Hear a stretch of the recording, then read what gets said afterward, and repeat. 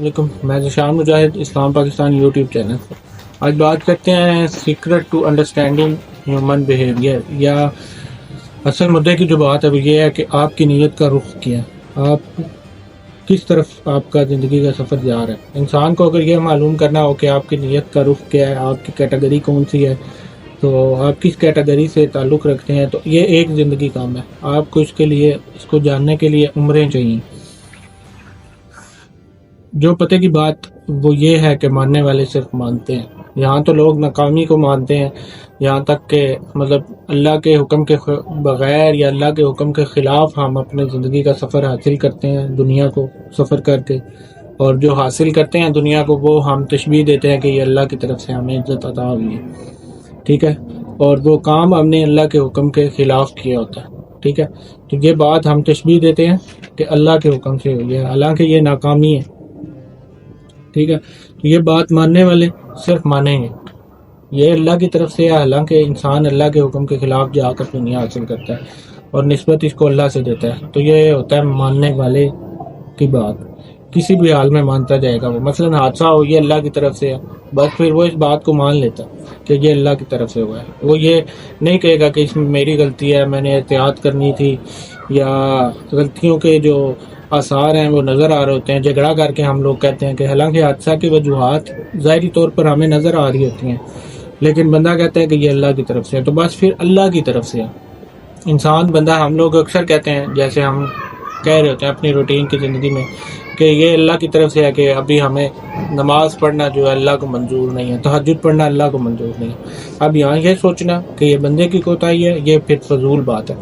اگر انسان کا سفر، آپ کا میرا کسی کا بھی، یہ زندگی کا سفر اللہ کی طرف سے جو زندگی عطا ہوئی ہے، محمد صلی اللہ علیہ وسلم کی طرف ہے اور اللہ کو پانے کی طرف ہے، تو پھر ہمارے بندے کا ہر کام اللہ کی طرف سے ہے۔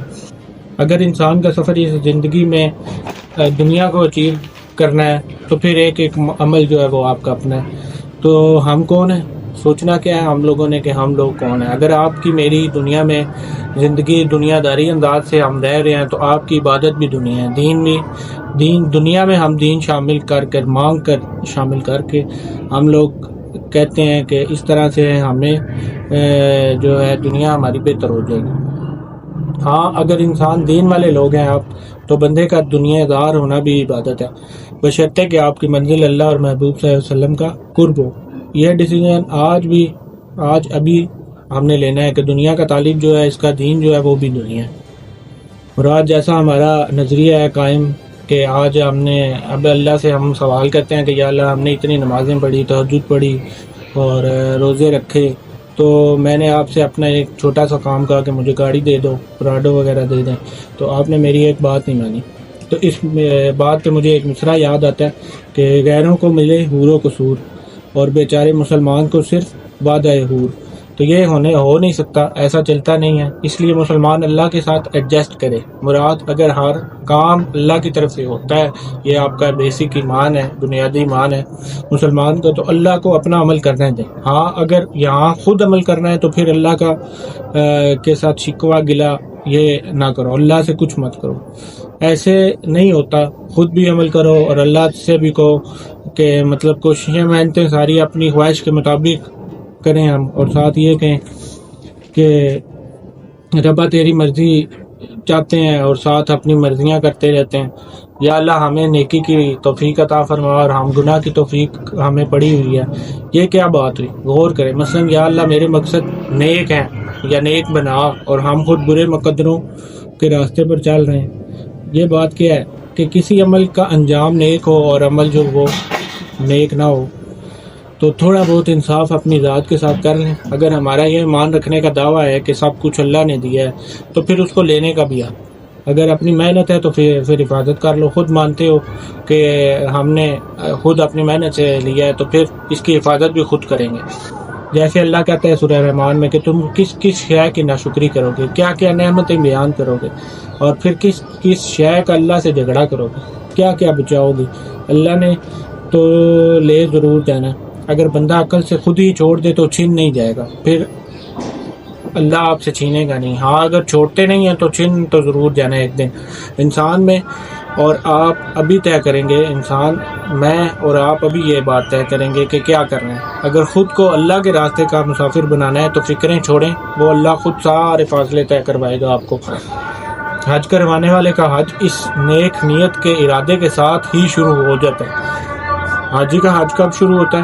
جب ارادے کے وقت سے ہی وہ، مثال میں 28 سال کا ہوں اور میں چاہتا ہوں کہ کعبۃ اللہ اور مدینہ کی زیارت میں کروں، تو میرا آج سے ہی نیک نیت سے حج شروع ہو گیا، تو وہ حج آج کے دن سے شروع ہو جاتا ہے۔ حج آپ کا ارادے سے حج شروع ہو گیا۔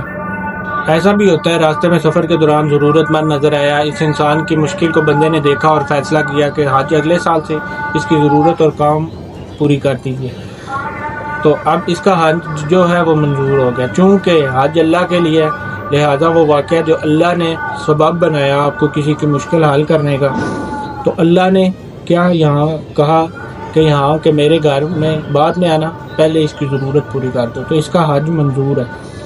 تو اصل مدعا یہ ہے کہ میری، آپ کی، انسان کی، مسلمان کی، مومن کی نیت کا رخ کیا ہے۔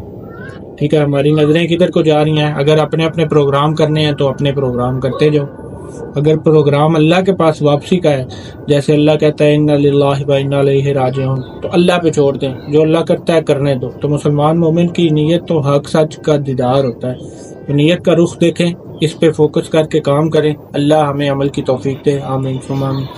اللہ تعالیٰ اس ملک، قوم اور امت پر اپنا خاص کرم کرے اور رحم کرے۔ السلام